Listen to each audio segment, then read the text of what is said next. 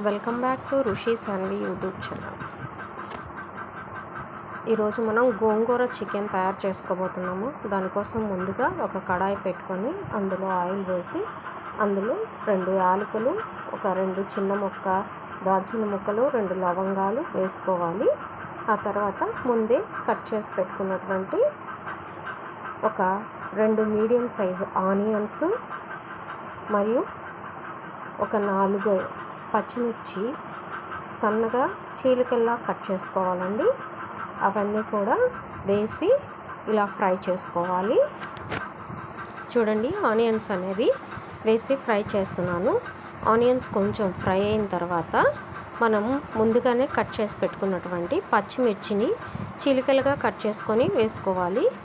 ఇలా వేసుకున్న తర్వాత ఈ విధంగా ఉల్లిపాయలు, పచ్చిమిర్చి అన్నీ వేగిన తర్వాత ఒక 2 రెమ్మల కరివేపాకు తీసుకొని దాన్ని కూడా వేసి ఫ్రై చేసుకోవాలి. ఆ తర్వాత ఒక 2 స్పూన్స్ అల్లం వెల్లుల్లి పేస్ట్ వేసుకొని పచ్చివాసన పోయేంత వరకు కూడా దీన్ని ఫ్రై చేసుకోవాలి. ఇలా ఫ్రై అయిన తర్వాత ముందుగానే మనం శుభ్రంగా కడిగి పెట్టుకున్నటువంటి 1/2 కేజీ చికెన్ అండి, అది 1/2 కేజీ చికెన్ తీసుకొని అందులో వేసుకోవాలి. చూడండి, ఈ విధంగా చికెన్ మొత్తం కూడా కడాయిలో వేసుకున్న తర్వాత ఇందులోనే మనం ఒక టేబుల్ స్పూను పసుపు వేసుకోవాలి. ఇలా పసుపు వేసుకున్న తర్వాత రుచికి సరిపడినంత కల్లుప్పు వేసుకోవాలండి. ఇది మొత్తం కూడా ఒకసారి కలపెట్టుకొని ఒక 5 మినిట్స్ పాటు దీన్ని మగ్గనివ్వాలి లో ఫ్లేమ్ మీద. అప్పుడు చికెన్లో ఉన్న వాటర్ అన్నీ కూడా బయటకు వచ్చేస్తాయి. ఈ విధంగా మూత పెట్టేసి ఒక 5 మినిట్స్ పాటు మగ్గనివ్వాలి. చూడండి, ఇలా చికెన్ అంతా మగ్గిన తర్వాత వాటర్ అంతా ఎవాపరేట్ అయిపోయి మనకి ఆయిల్ అంతా కూడా బయటకు వచ్చేసింది. ఆయిల్ సపరేట్ అయిన తర్వాత ఒక 2 మీడియం సైజు టమాటాలని కట్ చేసి పెట్టుకోవాలి. ఈ టమాటాలు కూడా మొత్తం కలిపేసిన తర్వాత ఈ విధంగా టమాటా మొత్తం కూడా మగ్గిపోయేంత వరకు కూడా వీటిని కలపాలి. చూడండి, టమాటా ఏ విధంగా మగ్గిపోయిందో అలా మగ్గిపోయిన తర్వాత ఒక 2 స్పూన్ల కారం వేసుకోవాలి. 2 స్పూన్స్ ఆఫ్ కారం వేసుకొని మొత్తాన్ని కలుపుకోవాలి.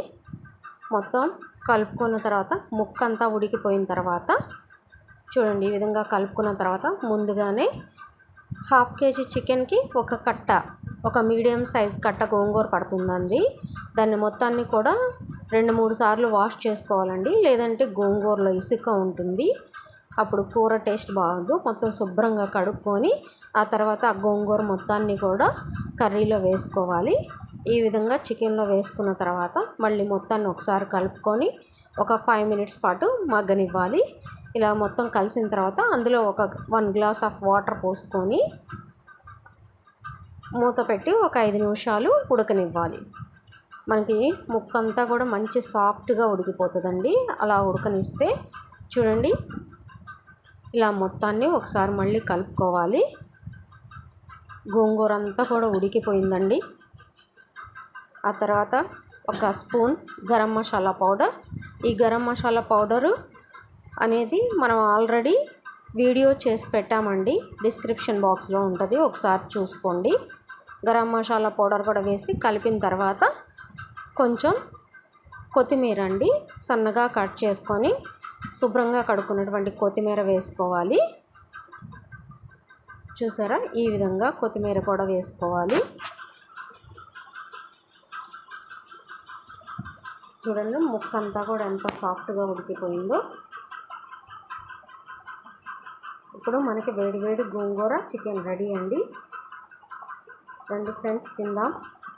ఈరోజు స్పెషల్స్ ఏంటంటే వైట్ రైస్, గోంగూర చికెన్. మా పాపకు పెట్టేస్తున్నానండి, ఎలా ఉందో టేస్ట్ చూసి చెప్పింది. మీకు కనుక నా వీడియో నచ్చినట్లయితే like, share and subscribe to my channel. Me support నాకు కావాలండి. చూడండి,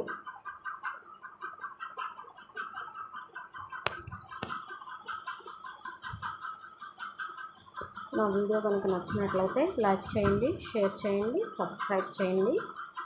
వీడియో చూడండి, సబ్స్క్రైబ్ చేసుకోవడం మాత్రం మర్చిపోవద్దు.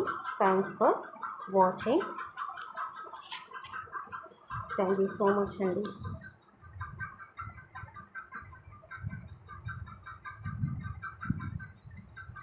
బాగుందంటండి. ఆ పాప మా కోడలండి, చూడండి.